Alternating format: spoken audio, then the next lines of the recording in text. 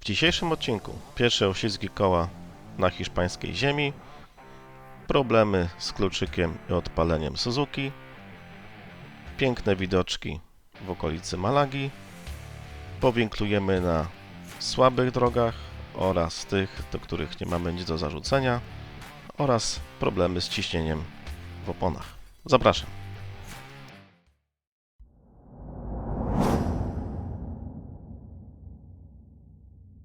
W dniu dzisiejszym rozpoczynamy z lotniska z Malagi, po drodze odbieramy motocykle i ruszamy w kierunku drogi 357. Następnie z tej drogi odbijamy na drogi lokalne, oznaczone na żółto, następnie drogę 343 i przeskakujemy na autostradę 45 i znowu na drogę lokalną i później już do naszego miejsca noclegowego w Benalmádena. Dzień dobry internecie. Witam ze słonecznej Hiszpanii. Mamy 7 grudnia 2025 rok. Zapytacie, jak się tutaj wzięliśmy? A otóż z grupą Mototrips po pożegnaniu ostatniego sezonu postanowiliśmy, że w grudniu jeszcze sobie pojedziemy do Hiszpanii.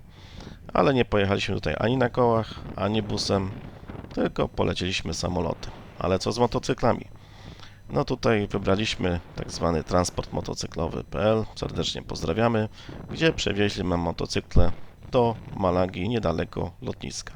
Więc pierwsze co, właśnie odebraliśmy motocykle, zaraz po przylocie o godzinie 10 i w tym momencie pierwsze co to szukamy stacji benzynowej do ztankowania. Ja pojechałem trochę szybciej, bo się szybciej ubrałem, już było mi gorąco, było 17 stopni i robiło się coraz goręcej, bo tego dnia to było nawet 23 stopnie. A chłopaki zostali, bo mieli malutki problem z odpaleniem motocykli.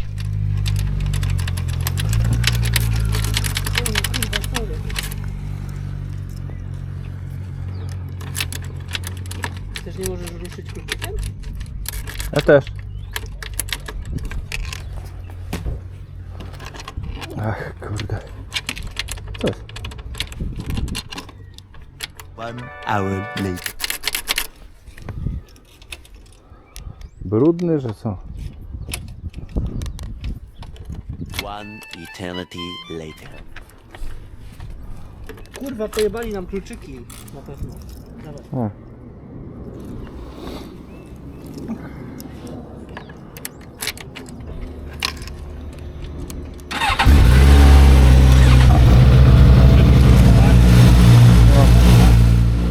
No to jak Marcin i Skupi doszli do tego, że mają pomylone kluczyki w motocyklach, no to udali się na stację.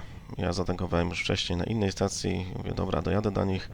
No i pierwszy uścisk koła na rondzie. Zobaczcie, jak to wyglądało.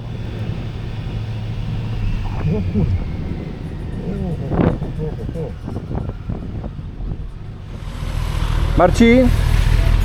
O, Nie bawię się na rondzie teraz.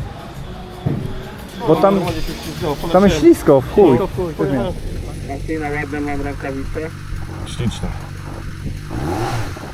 A mówisz tak szczerze, ty coś wyszło. Nie, mówię szczerze, no. Ja już opoglądałem jak je zakładałeś i mówię, było mi głupio i pojechałem szybciej. Dobra. Po zatankowaniu udajemy się na drogę 357, która jest taką szybką drogą dojazdową, bardziej do miejscowości Alora, gdzie wjedziemy na drogi lokalne 7077 i następnie 78, gdzie po prostu zaczną się fajne widoki i fajniejsze zakręty.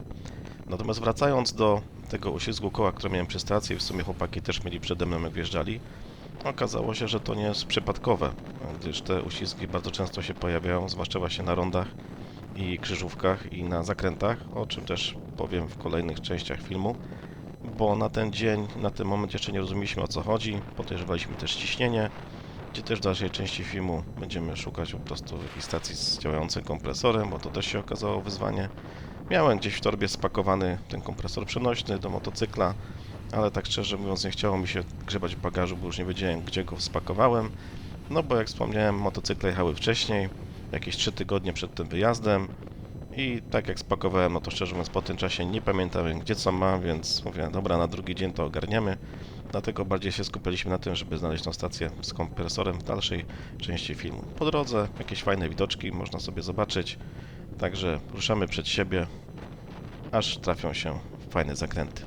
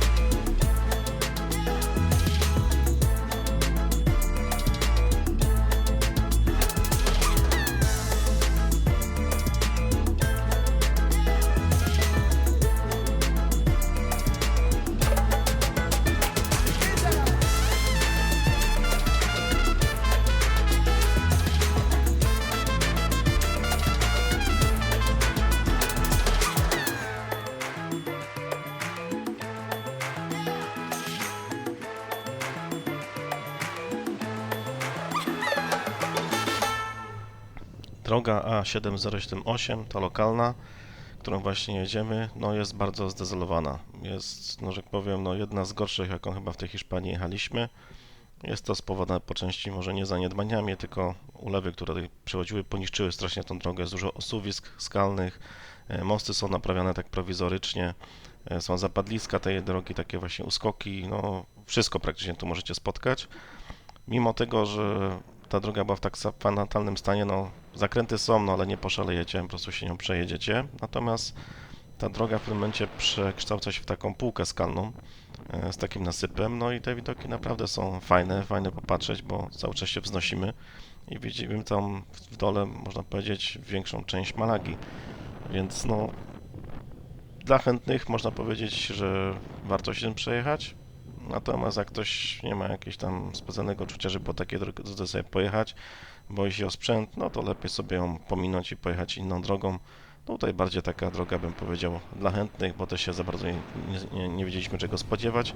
Natomiast w dalszej części ta droga wychodzi na jakieś tam, powiedzmy, ludzką przyzwoitość i można jakoś jechać, ale te początkowe paręnaście kilometrów, no to no jest męka pańska, także musicie mieć to też na uwadze.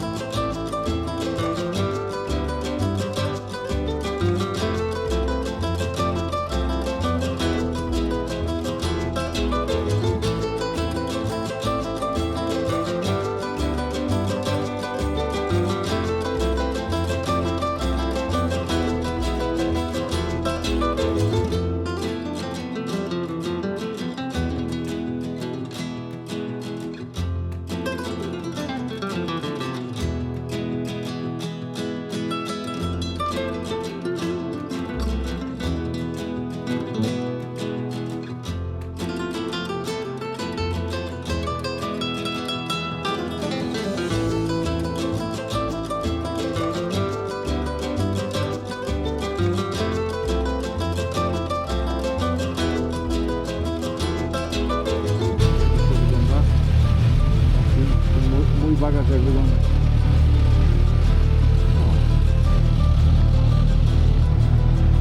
No ja tylko profesjonalnie wam powiem, że widoki to są też profesjonalne.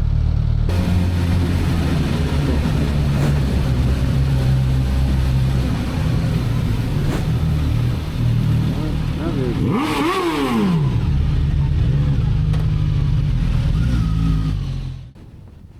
No to po zrobieniu przegazówki na prośbę dzieciaka. Mam nadzieję, że tego małego wózku z nami jechał nie obudziliśmy.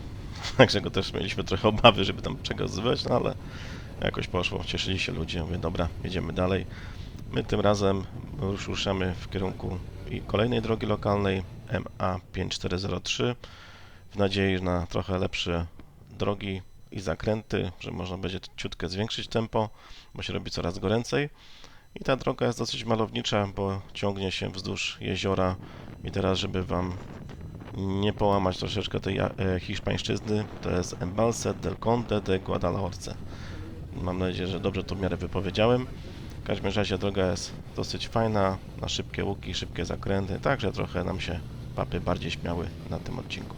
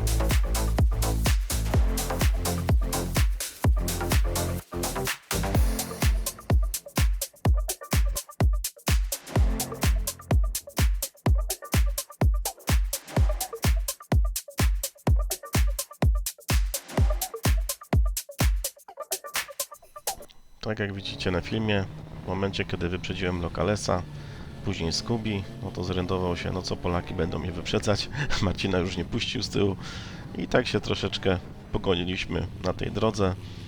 On miał trochę gorzej, no bo jechał z plecaczkiem jak widać, więc na tych winklach miał co tam robić, natomiast no, bardzo dobrze jechał, radził sobie, znał drogę, więc spoko. No a do momentu, aż dojechaliśmy do ronda, gdzie on tam odbił do tego parku Ardelas, a my odbiliśmy w prawo dalej nad drogą MA5403 i tam się rozdzieliliśmy. Natomiast mówię, no, mina koleżanki plecaczka była bezcenna.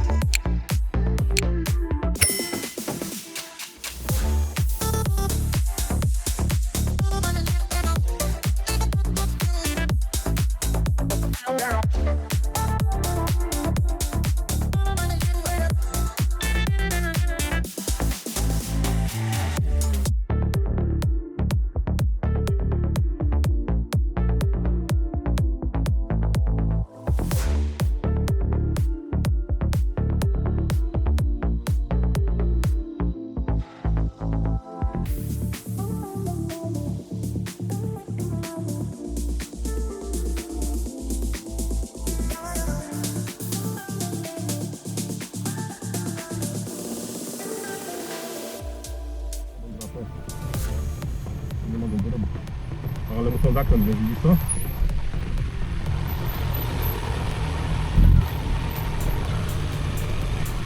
Jakie to jest?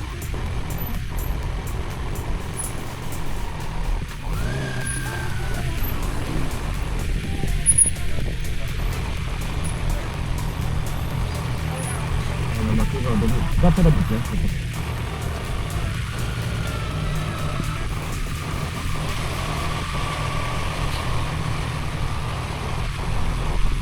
Widać, widzisz to ten drewniany moście, widzisz to? Patrz, tu. Zajebista sprawa. Wow.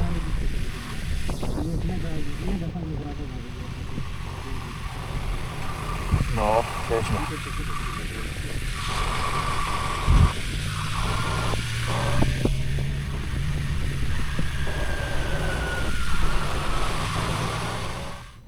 Jadąc tutaj dalej w kierunku Tamy, my skręciliśmy na lewo, bo taką myśleliśmy, może sobie jakieś zdjęcie walniemy na tej Tamie, ale jak widać było już zajęte przez jakichś lokalesów. Także mówię, dobra, nie będziemy się tam wciskać. Pojechaliśmy na drugą stronę. Troszeczkę za jedzeniem, to się rozglądaliśmy jakąś restauracją. W sumie tak lekko się zgapiłem, bo numer drogi mi się zgadzał, bo był to nadal 5403. Ale tak naprawdę, jak skręcaliśmy w tą Tamę, to trzeba było pojechać prosto już na kierunek MA447. Do tej samej drogi dobiliśmy, tylko może kawałeczek, tam nie wiem, z 16 km żeśmy stracili fajnej drogi. Aczkolwiek ta tutaj, co przez przypadek totalny odnaleźliśmy, też jest całkiem spoko. Jak patrzyłem na Google Mapsie, no to jakość i że powiem, krętność tych dróg jest podobna, więc mówię, nic straconego. Kiedyś jak się pojedzie się drugą stroną i też będzie super, także to tylko miejcie na uwadze, jak będziecie odzywać naszą trasę.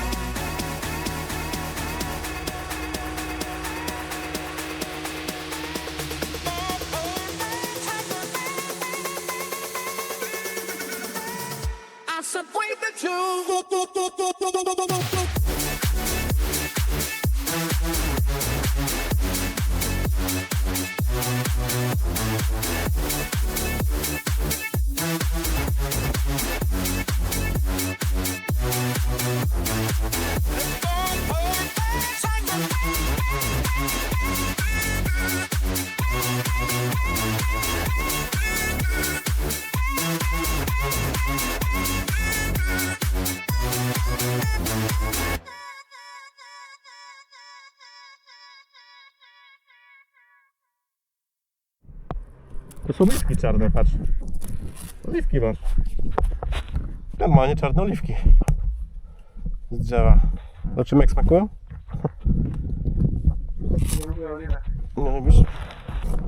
Ja też nie. Oliwki spływają z drzewa. Niedobra, bo nie dojrzałeś. Niedojrzałe. Gorzkie jest. Gorzka oliwka. Jak oliwka jest niedojrzała, to jest zielona. Są dwa rodzaje oliwek. Są czarne oliwki, duże oliwki, małe oliwki. No tak, ale te... Nie, co? Nie. I tak jak masz zielone i czarne winogrona, nie? Czarne porzeczki, czerwone porzeczki. Co? Tak, są podziały. No to... Jak to nie ma zielonych ludzików? To są. No. O tym to osobny odcinek trzeba zrobić. Dobra, za 30 km pauza i tam żarcie. Bo tak widzę. Tak, to jest miasto, więc jakaś knajpa będzie, nie?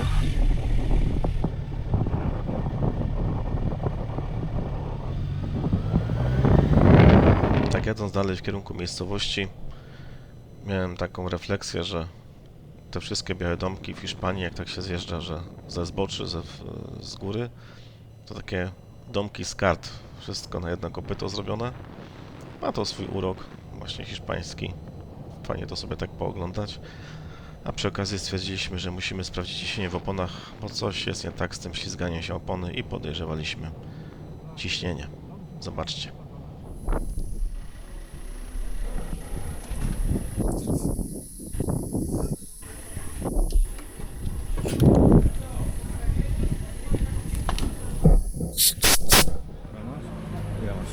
Bo jest rozgrzana, to pokazuje po 3,2 nawet. No dobrze. Czyli tutaj by nie było problemu. A przód? Padaj. Ile? No 2,7 tak. O, to jest dobrze, bo 2,5 powinno być. Dwie miałeś z tyłu? 2,6? No to mało, no bo jak ja mam 3,2, No zobacz, też mam tyle. 2,7. też masz za mało. To jedno. Trzymaj to.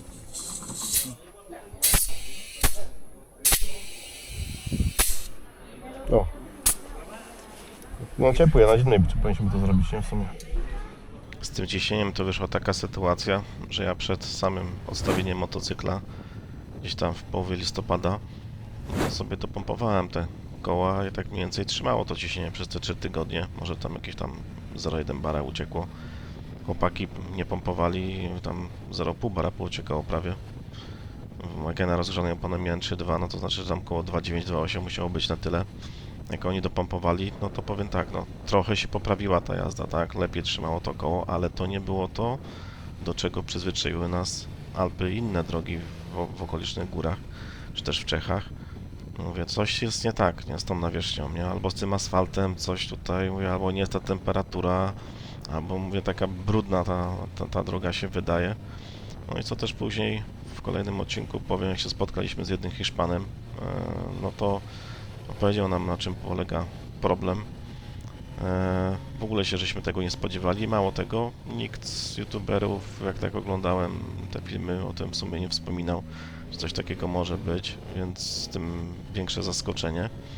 No także jeździło się bardzo tak na spokojnie, zachowawczo i trochę, żeby nie powiedzieć na kwadratowo, bo jakieś większe przegięcie, no to ten tył uciekał, nawet tam przód raz czy dwa próbował sobie uciec, ale tył to po prostu świrował i przy wyjściu z zakrętu, odwijając manetkę, tak jak normalnie jesteśmy przyzwyczajeni, normalnie ta kontrola atrakcji się załączała, tyłek miał co robić, dupa uciekała i mówię, no co jest grane, no mówię jakby jednemu uciekała, nie, ale to tam wszystkim nam trzem tak się zaczęło dziać, więc mówię, coś było na rzecz.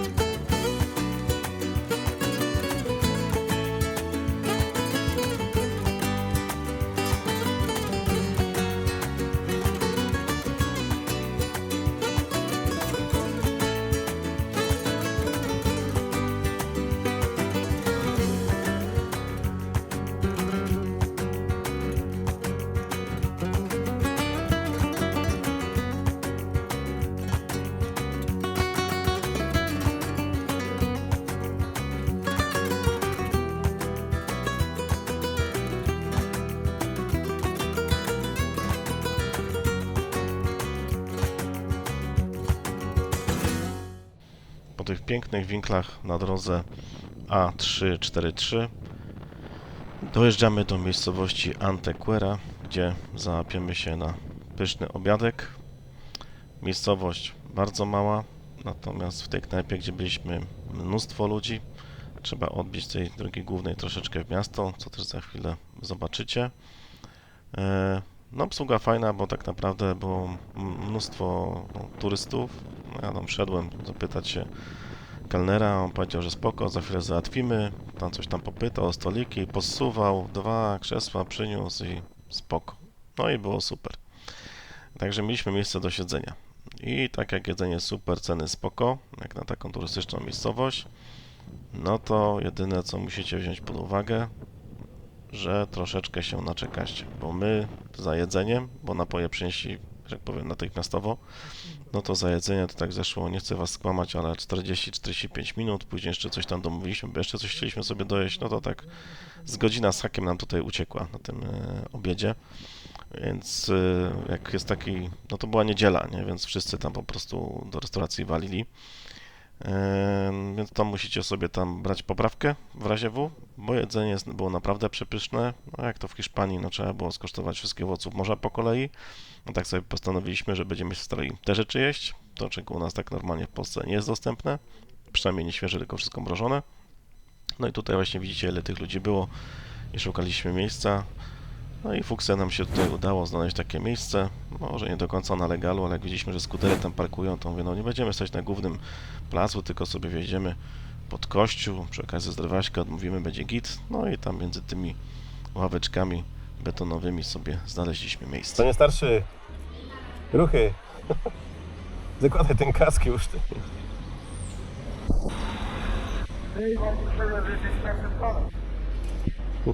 Starszy ham. Okej.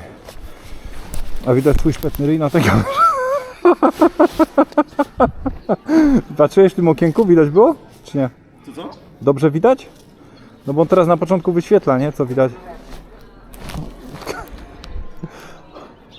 Kurwa, muszę sobie lusterko założyć, bo nie widzę. Tak wygląda, jakby coś mi pokazywał teraz. Ludzie patrzyli. Co mu pan kurwa pokazuje? Skacze i skacze. No wiesz, opalonego kurwa.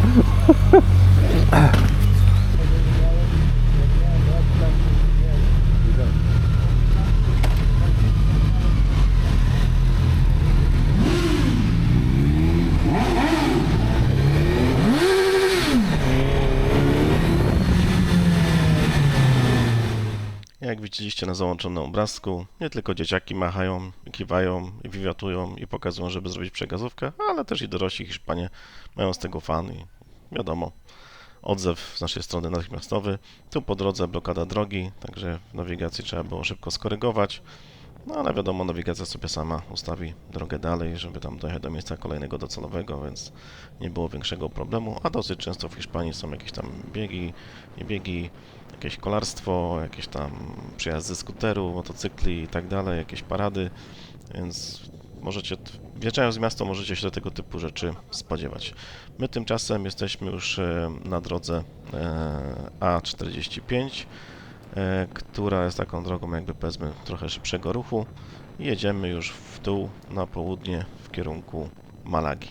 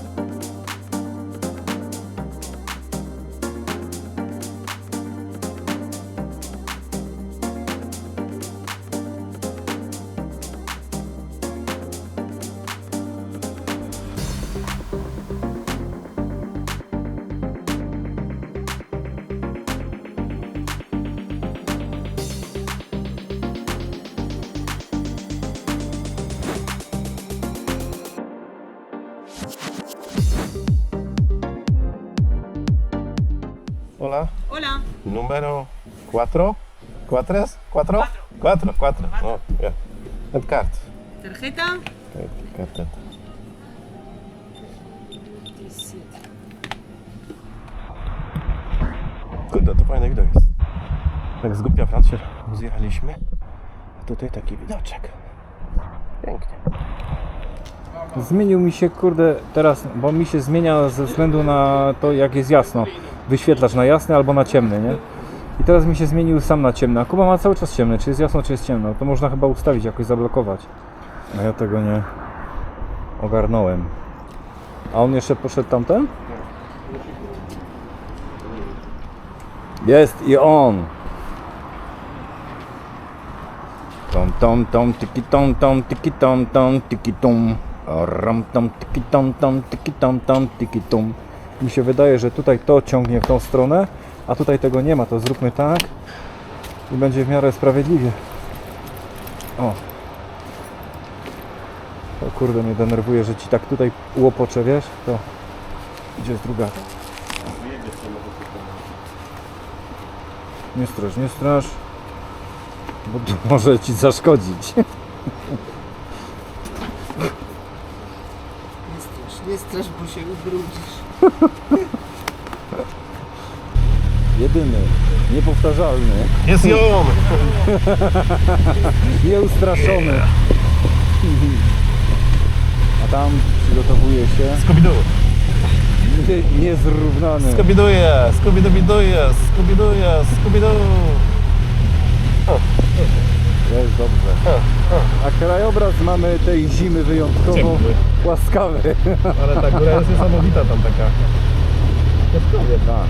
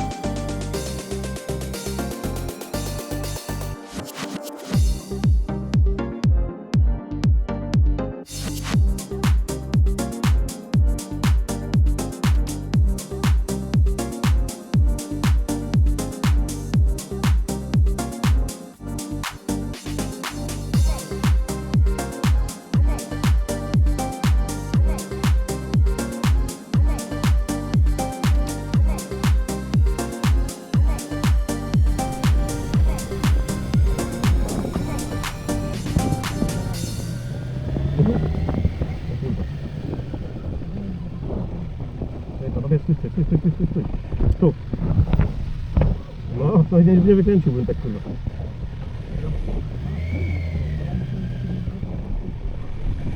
Na prawą nogę jeszcze? Lekko do tyłu. I do góry. Jeszcze do góry.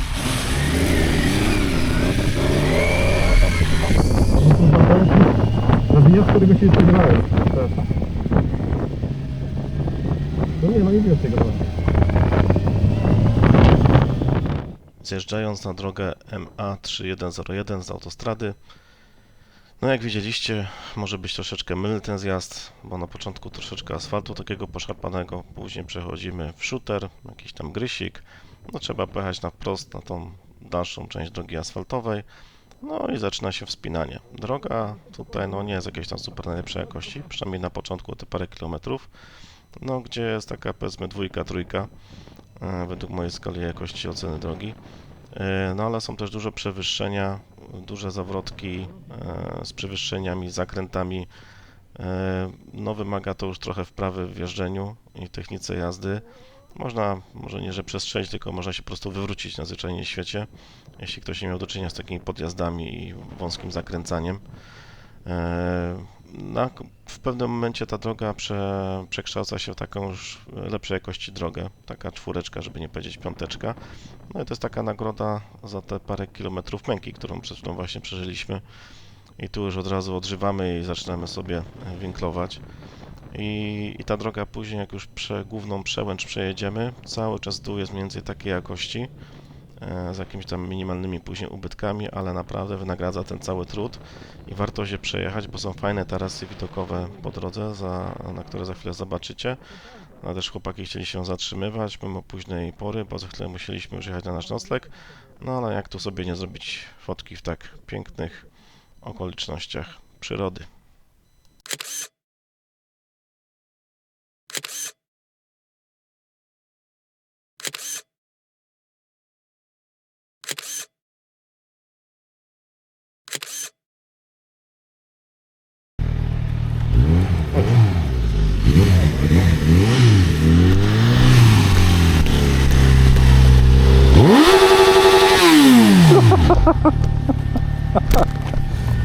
Pokimon taki jestem. Kuba taki dziki.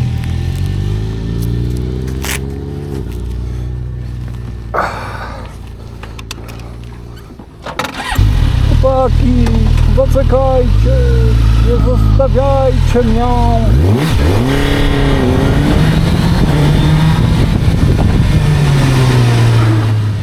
Po krótkiej sesji zdjęciowej jedziemy dalej drogą MA 3101. Jak widzicie, bardzo fajna, kręta droga, już asfalt jest lepszej jakości, taka czwórka jak wspominałem i do samego końca, praktycznie do samego zjazdu do Malagi nas prowadzi.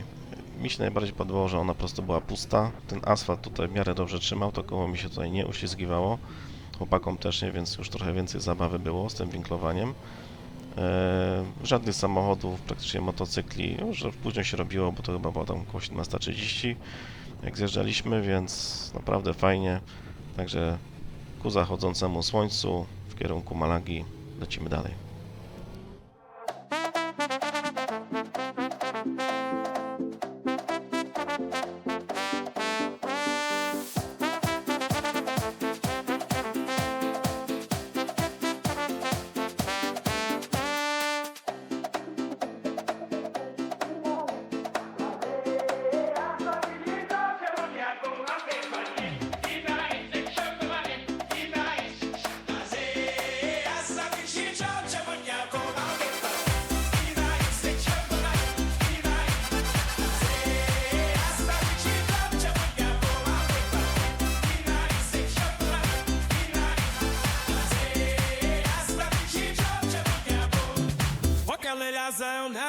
Io so di te noir. Lista su uno dei bombi, dominica della da. L'unica non c'è chi minuti che non ti puoi dimandare. Poca sovante cose amiche da non fare una. Capona, se sa tu i cico già doppiante.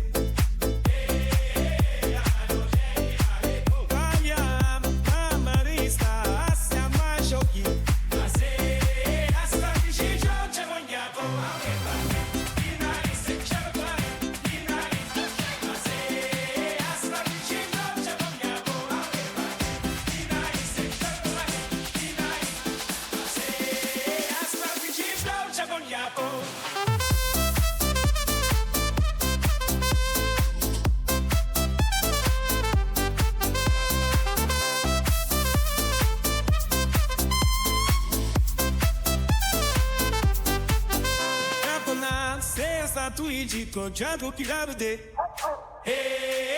la non c'è chi mai vaya amarista assieme a sciocchi ma se asta finisce c'è un capo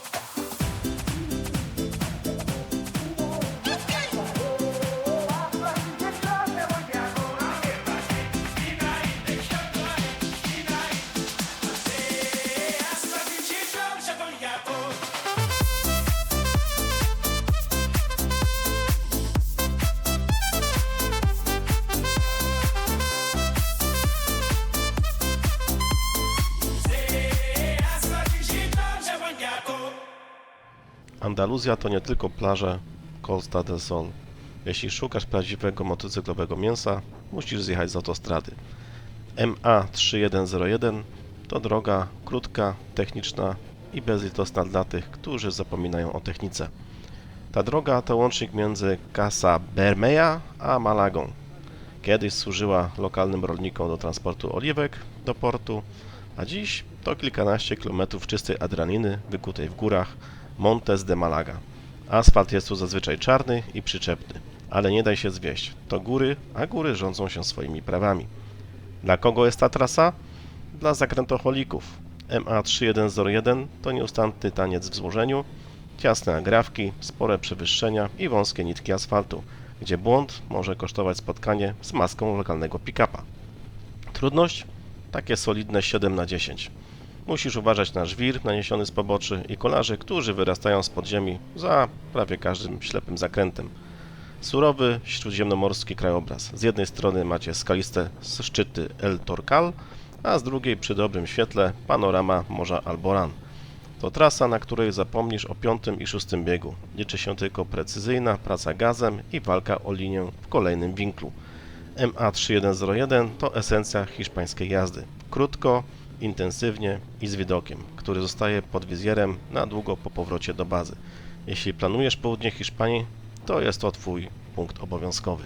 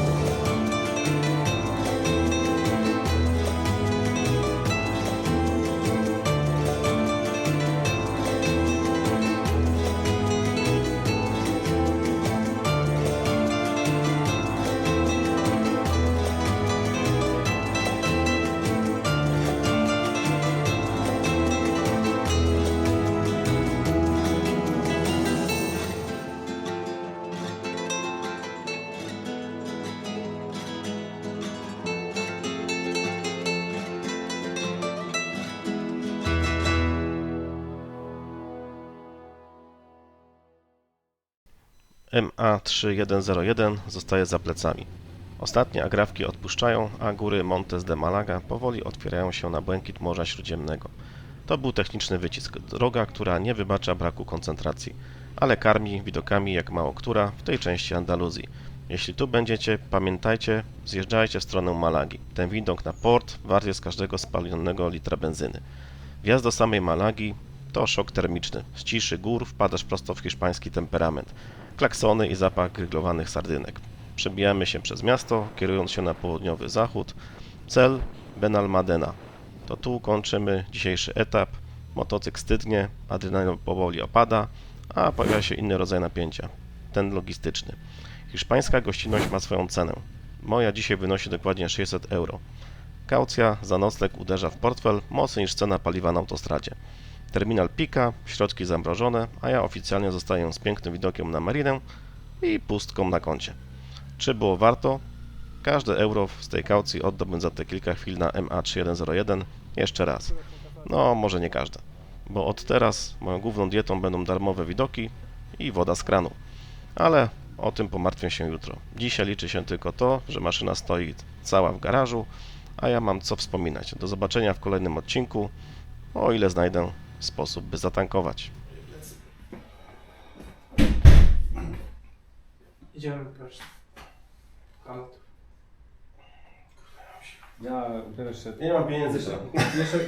Na serio, nie mam Tylko pieniędzy. powiedz, czy jesteś zadowolony. Co? Tylko powiedz, czy jesteś zadowolony.